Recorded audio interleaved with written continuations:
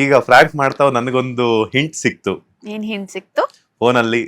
ಅದಕ್ಕೆ ನೋಡಿ ನನ್ಗೆ ಮೇ ಬಿ ದೇವರು ಇದಾರೆ ಅಂತ ಅನ್ಸುತ್ತೆ. ನನ್ನ ಕಾಲ್ನ ಕಟ್ ಮಾಡಿಸಿ ನಿಮ್ ಕೈಯಿಂದಾನೆ ಕಾಲ್ ಮಾಡಿಸಿ ಅಲ್ಲಿ ನಂಬರ್ನ ನನ್ನ ಟಾಮ್ ಅಂತ ಸೇವ್ ಮಾಡಿದಿರ.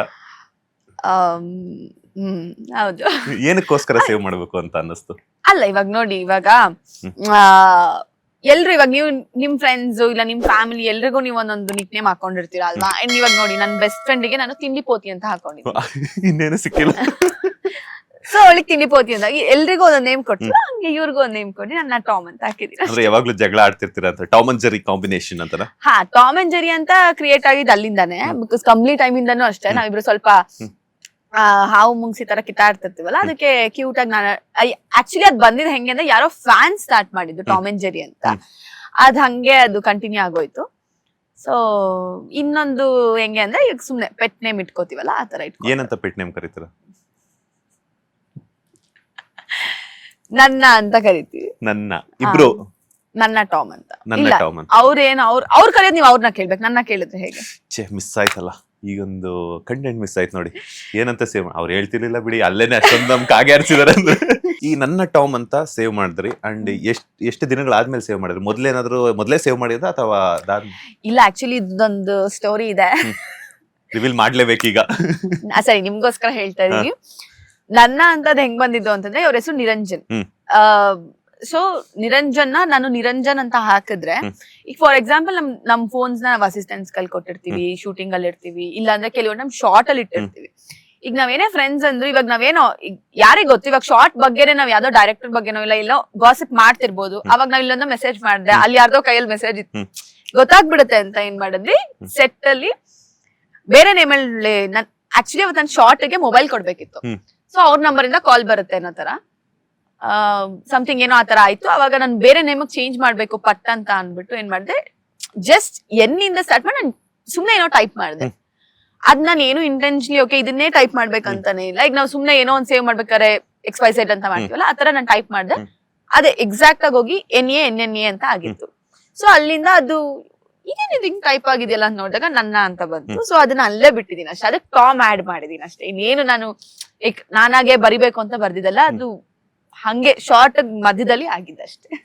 ಬಟ್ ಆದ್ರೂ ಕೂಡ ತುಂಬಾ ಚೆನ್ನಾಗಿದೆ ಆಕ್ಚುಲಿ. ನನ್ನ ಟಾಮ್ ಅಂತಂದ್ರೆ ಒಂಥರ ಕೇಳೋದಕ್ಕೆ ಒಂಥರ ಚೆನ್ನಾಗಿದೆ. ಹಾ, ಥ್ಯಾಂಕ್ ಯು. ಆಗ್ಲೇ ಹೇಳ್ತಾ ಇದ್ರೆ ಕೇರಿಂಗ್ ಅಂತ ಹೇಳ್ಬಿಟ್ಟು ಇನ್ನೇನ್ ಕೇಳೋವಂಥದ್ದೇ ಇಲ್ಲ. ಬಿಕಾಸ್ ಯಾಕಂದ್ರೆ ಕೇರಿಂಗ್ ಅಂತಂದ್ಮೇಲೆ ಎಲ್ಲ ಬಂದೇ ಬರುತ್ತೆ ಆಟೋಮೆಟಿಕಲಿ. ಆದಷ್ಟು ಬೇಗ ಒಳ್ಳೇದಾಗ್ಲಿ, ಆದಷ್ಟು ಬೇಗ ಮದುವೆ ಊಟ ಹಾಕ್ಸಿ. ನೀವೇ ಡಿಸೈಡ್ ಮಾಡ್ಬಿಟ್ಟಿ ನೋಡಿ. ಬೇಕು ಆಕ್ಚುಲಿ. ಏನ್ ಗೊತ್ತಾ, ಆಕ್ಚುಲಿ ಏನ್ ಅಂತಂದ್ರೆ ಅಂಡರ್ಸ್ಟ್ಯಾಂಡಿಂಗ್ ಅನ್ನುವಂಥದ್ದು ತುಂಬಾ ಇಂಪಾರ್ಟೆಂಟ್ ಆಗುತ್ತೆ. ನಮ್ಮ ತಗೊಳ್ಳುವಂಥ ಮೈನ್ ಡಿಸಿಷನ್ ಏನಂತಂದ್ರೆ ಒಂದು ಎಜುಕೇಷನ್, ನಮ್ಮ ಪ್ರೊಫೆಷನ್ ಆಯ್ಕೆ ಮಾಡೋದ್ರಲ್ಲಿ, ಅಂಡ್ ಸೆಕೆಂಡ್ ಒನ್ ಬಂದು ಮದುವೆ. ಬಿಕಾಸ್ ಎಷ್ಟೋ ಜನ ಮದುವೆ ಮಾಡ್ಕೊಳ್ಳುವಂಥ ವಿಚಾರದಲ್ಲಿ ಸೀರಿಯಸ್ಲಿ ಟು ಬಿ ಹೇಳ್ತಾ ಇದ್ದೀನಿ ಎಡುತ್ತಿದ್ದಾರೆ. ಅಟ್ರಾಕ್ಷನ್ ಇಂದನೋ, ಹಣ ನೋಡೋ, ಅಥವಾ ಅವ್ರು ಮಾಡ್ತಿರೋಂಥ ಕೆಲಸ ನೋಡೋ, ಅಥವಾ ವೆಲ್ ಸೆಟಲ್ಡ್ ಅಂತಾನೋ, ಮನೆ ಆಸ್ತಿ ಅಪಾಸ್ತಿ ನೋಡೋ ಅಂತಲ್ಲ. ಬಟ್ ಲೈಫ್ ಲಾಂಗ್ ಇದು ಒಂದಿನದ ಜರ್ನಿ ಅಲ್ಲ. ನಾವಿರೋಂಥ ಟಿಲ್ ಏನು ಇವತ್ತೊಂದು ಡಿಸಿಷನ್ ತಗೊಂತೀವಿ ಅಂದ್ರೆ ಟಿಲ್ ನಮ್ಮ ಜೀವ ಇರೋ ತನಕನೂ ಕೂಡ ಡಿಸಿಷನ್ ತಗೋಬೇಕು. ಬಟ್ ಈ ಅಂಡರ್ಸ್ಟ್ಯಾಂಡಿಂಗ್ ಕ್ಯಾರಿ ಆಯ್ತು ಅಂತಂದ್ರೆ ಎಷ್ಟೋ ಜನಕ್ಕೆ ನೀವು ಸ್ಫೂರ್ತಿ ಆಗ್ತೀರಾ. ಸೊ ಆ ಒಂದು ಕಾರಣಕ್ಕೆ ಕೇಳಿದ್ವಿ ನೋಡಿ. ಅದಕ್ಕೆ ನೀವು ಹೇಳ್ದಂಗೆ ಅದನ್ನ ಒಂದು ಈ ಅಂದ್ರೆ ನಾರ್ಮಲ್ ವಿಷಯ ಅಲ್ದೇ ಇರೋದ್ರಿಂದ ಯಾವ್ದೇ ಗಾಸಿಪ್ ಬಂದ್ರು ಏನೇ ಬಂದ್ರು ನೋಡೋಣ, ಇನ್ ಕೇಸ್ ಅಂಡರ್ಸ್ಟ್ಯಾಂಡಿಂಗ್ ಬಂದ್ರೆ ಆಗ್ಲಿ ಅಂತ ಎಷ್ಟು ಟೈಮ್ ತಗೊಂಡಿದ್ದೀವಿ. ಆದಷ್ಟು ಬೇಗ ಆಗ್ಲಿ, ಒಳ್ಳೆ ನ್ಯೂಸ್ ಕೊಡ್ಲಿ. ಅಂಡ್ ಫ್ರೆಂಡ್ಸ್ ಆಗಿದ್ದೀರಾ, ಆದಷ್ಟು ಬೇಗ ಆದ್ರೆ ಅಂತೂ ತುಂಬಾ ಖುಷಿ ಆಗುತ್ತೆ. ಫಸ್ಟ್ ಖುಷಿ ಪಡುವಂತ ವಿಚಾರ ಅಂತ ನಾನು ಇಡೀ ರಾಜ್ಯಕ್ಕೆ ಖುಷಿ ಪಡೋ ಸುದ್ದಿ ಅಮೂಲ್ಯ ಗೌಡ ಮತ್ತೆ ನಿರಂಜನ್ ಅವರ ಮದುವೆ. ಅದೊಂದು ಆಮೇಲೆ ಈ ರಾಜ್ಯಕ್ಕೆ ಅದು ಗೊತ್ತಿದೆಯಾ, 2 ರಾಜ್ಯಕ್ಕೆ ಖುಷಿ ಪಡೋ ಸುದ್ದಿ ಕೊಡ್ತೀನಿ ನಾನಾಗ. ಇದೊಂದು ಟೈಟಲ್ ಚೇಂಜ್ ಇದೆ, 2 ರಾಜ್ಯಕ್ಕೆ. ನಾನು ನೀವು ಎಲ್ಲ ಒಟ್ಟಿಗೆ ಟ್ರೋಲ್ ಆಗ್ತೀವಿ ಇದಕ್ಕೆ. ಖಂಡಿತವಾಗ್ಲು 2 ರಾಜ್ಯಕ್ಕೆ. ಫೈನಲಿ ಎಲ್ಲ ಹುಡುಗರಿಗಂತೂ ಹಾರ್ಟ್ ಬ್ರೇಕ್ ಆಗುವಂತಹ ಸುದ್ದಿಯನ್ನ ಕೊಟ್ರಿ. ಯಾವ ಸುದ್ದಿ? ನಾನ್ ಕೊಟ್ಟಿಲ್ಲ, ನೀವು ಕೊಡ್ತಿದ್ದೀರಾ ಅಷ್ಟೇ. ನಾನಂತೂ ಎಲ್ಲೂ ಹೇಳಿಲ್ಲ ನೋಡಿ. ಒಂದೊಳ್ಳೆ ಫ್ರೆಂಡ್ಶಿಪ್ ಅಲ್ಲಿ ಇದೀವಿ ನಾವಿಬ್ರು. ಆತರ ಏನಾದ್ರೂ ಒಂದಿನ ನೀವ್ ಹೇಳ್ದಂಗೆ ಒಂದ್ ರಿಲೇಶನ್ಶಿಪ್ ಅಂದ್ರೆ ಅದಷ್ಟು ಈಸಿ ಅಲ್ಲ. ಅದಕ್ಕೆ ಟೈಮ್ ತಗೊಂಡು ನಾವ್ ಲೈಫ್ ಅಲ್ಲಿ ತಗೊಳ್ಳೋ ಒಂದು ಮೇಜರ್ ತುಂಬಾನೇ ಇಂಪಾರ್ಟೆಂಟ್ ಡಿಸಿಷನ್ ಅದು. ಸೊ ನಾವ್ ಅದ್ರ ಬಗ್ಗೆ ಏನು ಹೇಳಿಲ್ಲ, ನೀವ್ ಹೇಳ್ತಿದ್ದೀರಾ ನಾವ್ ತಗೊಂಡಿದೀವಿ, ನನ್ನ ಹಾರ್ಟ್ ಬ್ರೇಕ್ ಮಾಡಿದೀರಿ ಅಂತೆಲ್ಲ. ಸೊ ಆದ್ರೂ ಒಳ್ಳೇದು, ಆಗಿಲ್ಲ ಅಂದ್ರೂ ಬೇಜಾರಿಲ್ಲ. ನಿರಂಜನ್ ಅವರು ನಿಮಗ್ ಕೊಟ್ಟಿರುವಂತ ಫಸ್ಟ್ ಗಿಫ್ಟ್ ಏನು ಅಂತ? ಬೋಟಿ. ಬೋಟಿನಾ? ಇಲ್ಲ ಬೋಟಿ ಅಂದ್ರೆ ನಾನು ಸುಮ್ಮನೆ ತಮಾಷೆಗೆ ಹೇಳ್ದೆ, ಬಿಕಾಸ್ ನಂಗೆ ನೆನಪಿರೋ ತರಗ ನಾವೆಲ್ಲ ಔಟ್ಡೋರ್ ಶೂಟ್ ಮಾಡೋಕೆ ಇನ್ನ ಬಿಗಿನಿಂಗ್ ಅಲ್ಲದು, ಅಲ್ಲೆಲ್ಲೋ ಬೋಟಿ ಇತ್ತು, ನನ್ಗೆ ಅದು ತುಂಬಾ ಇಷ್ಟ ಅಂತ ಅನ್ಬಿಟ್ಟು ನಾನು ಹೇಳ್ತಾ ಇದ್ದೆ ಬೋಟಿ ಬೇಕು ಅವ್ರು ತಗೊಂಡ್ಬಂದಿದ್ರು. ಸೊ ಅದಕ್ಕೆ ನಾನು ರೇಗಿಸ್ತಿರ್ತೀನಿ, ನನ್ ಫಸ್ಟ್ ಬೋಟಿ ಕೊಡ್ಸಿದ್ದಲ್ವಾ ಅಂತ.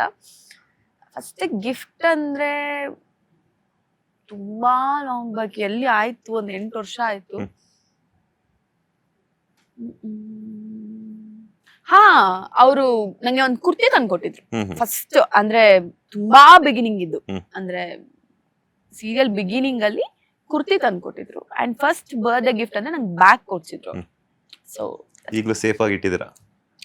ಹಾ, ಇಲ್ಲ ಬ್ಯಾಗ್ ಇಲ್ಲ, ಬಿಕಾಸ್ ಅದು ಹಾಳಾಗ್ಬಿಡತ್ತೆ. ನಾನು ಅದನ್ನ ಬಿಲೀವ್ ಮಾಡಲ್ಲ. ನನ್ಗೆ ಹೆಂಗೆ ಅಂತಂದ್ರೆ ಮೆಮೊರಿ ಅನ್ನೋದು ಇಂಪಾರ್ಟೆಂಟ್. ಇವಾಗ ನಾನು ಯಾವ್ದೋ ಲೆಟರ್, ಇನ್ನೊಂದ್ ಏನೋ ಒಂದು ಮತ್ತೊಂದು ಅದೆಲ್ಲ ಎತ್ತಿಡ್ತೀನಿ. ಈ ಬ್ಯಾಗು ಬಟ್ಟೆ ಇನ್ನೊಂದೊಂದಕ್ಕಿಂತ ಸುಮ್ನೆ ಎತ್ತಿಟ್ಟು ಅದನ್ನ ಹಾಳು ಮಾಡೋದಕ್ಕಿಂತ ಯಾರೊಬ್ರಿಗೆ ಯೂಸ್ ಆಗತ್ತೆ ಅಂತ ನಾನು ಅದನ್ನ ಕೊಟ್ಬಿಡ್ತೀನಿ. ಸೊ ಅದನ್ನ ಇಟ್ಟಿಲ್ಲ, ಬ್ಯಾಗ್ ಇಟ್ಟಿಲ್ಲ, ಬೇರೆ ಎಲ್ಲ ಥಿಂಗ್ಸ್ಗಳಿದೆ. ಲೇಟೆಸ್ಟ್ ಹಾಗೂ ಇಂಟ್ರೆಸ್ಟಿಂಗ್ ಸುದ್ದಿಗಳಿಗಾಗಿ ಬಾಸ್ ಟಿವಿ ಕನ್ನಡ ಚಾನೆಲ್ನ ಸಬ್ಸ್ಕ್ರೈಬ್ ಮಾಡಿ, ಹಾಗೆಯೇ ಬೆಲ್ ಐಕಾನ್ ಪ್ರೆಸ್ ಮಾಡಿ. ಇದರ ಜೊತೆಗೆ ಫೇಸ್ಬುಕ್, ಇನ್ಸ್ಟಾಗ್ರಾಮ್, ಎಕ್ಸ್ ನಲ್ಲೂ ಮಿಸ್ ಮಾಡದೆ ಫಾಲೋ ಮಾಡಿ.